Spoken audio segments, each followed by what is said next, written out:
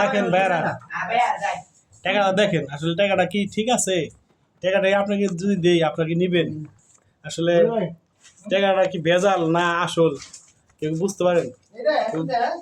ঠিক পাইবেন পাইবেন না কিন্তু আমাকে ব্যবসা করতেছে আমাকে একজন দিয়ে চলে গেছে কিন্তু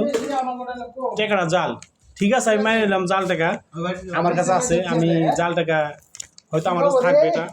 রেখে দেবো কিন্তু সিরে এক সময় ফেলাই দেবো আর এই টাকা যদি আমি কাউকে দেই আমি কোনো গরিব ফ্যামিলি দেই এই টাকাটা তার অনেক কষ্ট হয়ে যাবে তার অনেক কষ্ট হবে এই 1000 টাকা জন্য দেখা যাবে তার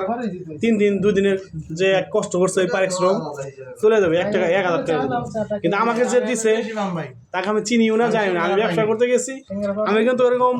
হাই ফ্যামিলির লোক বা আমি হাই ফ্যামিলি কোয়ালিটির লোক তাও না কিন্তু আমাকে 1000 টাকা জাল